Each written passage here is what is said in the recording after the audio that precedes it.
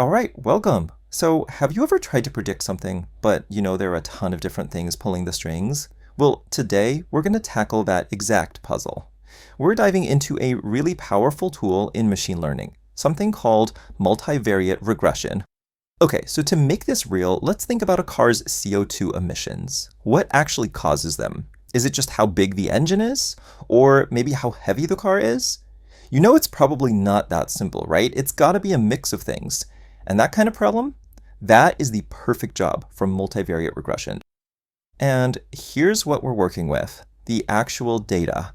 See, we've got a few different car models here, and for each one we know its engine volume, how much it weighs, and this is the important part, the actual CO2 it pumps out.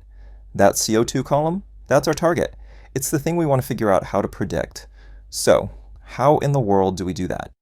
Oh right, section 1, from simple to multiple. So, faced with all this data, where do we even start? Well, a really smart way to tackle this is to begin with the simplest possible approach, and then we'll see exactly why we need to upgrade our toolkit. So your first thought might be to just use simple regression. Pick one thing, like just the car's weight, and try to predict CO2 from that. That's basically just drawing a straight line through your data on a simple chart. But come on, we already suspect there's more to it than that. And that's where multiple regression steps in. It lets us use both weight and volume at the same time.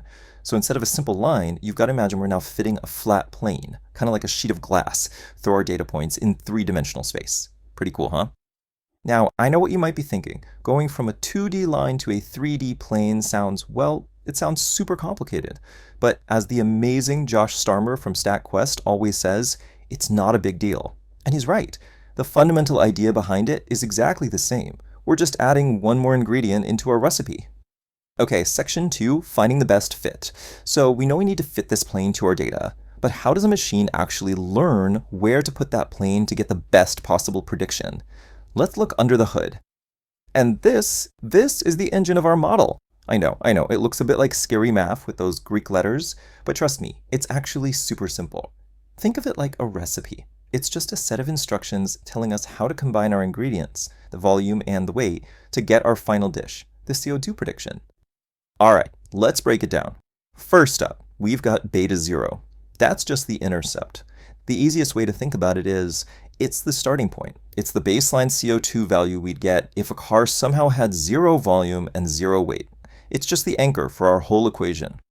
Then you have beta 1 and beta 2. Now, these are the fun part. The best way to imagine these is as control dials on a sound mixer. Beta 1 is the dial for engine volume, and beta 2 is the dial for weight. They control how much influence each of those things has on the final result. And that brings us to the main goal. The entire point of the learning process is for the machine to find the absolute perfect settings for those dials. Its only job is to tweak them over and over again until its predictions are as close as possible to the real CO2 numbers we already have. It's all about minimizing the error. All right, section 3, what the numbers mean. So, the model has done all the hard work. It's crunched the numbers, and it's found the best settings for our dials. Now let's see what it came up with, and this is key, what those numbers actually tell us about the real world. And there you have it. These are the results. These are the coefficients the model figured out. So that baseline, our beta 0, it landed on about 79.7. And then you see these really small, specific numbers for our volume and weight dials. These little numbers hold the secret to understanding exactly how each factor impacts CO2. So let's make sense of this. That 0.0072 for weight, what does that even mean? Well, it's actually pretty straightforward. It means the model figured out that for every extra kilogram of weight you add to a car, its CO2 emissions go up by 0.0072 grams per kilometer. That's of course assuming the engine volume stays the same.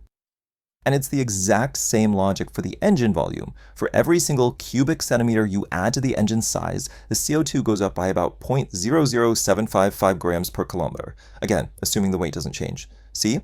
We can now put a precise number on how much each factor matters. And what about this number, this 0.98? This is called the R-squared score, and it's basically the model's report card. It tells us how well our two factors, weight and volume, explain the differences in CO2 across the cars. And a score of 0.98, that is absolutely fantastic.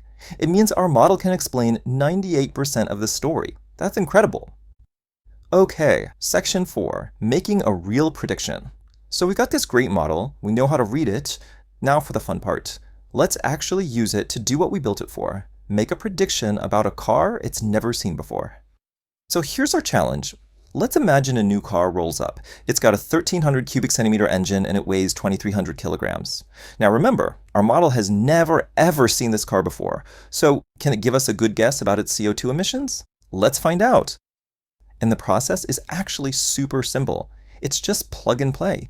We take our new car's data, that 1,300 for volume and 2,300 for weight, we stick those numbers into that formula we saw earlier, right alongside the coefficients our model learned for us, and then we just do the math. And there it is. After we run the numbers, the model predicts about 103.85 grams of CO2 per kilometer for this new car. And just think about what we just did.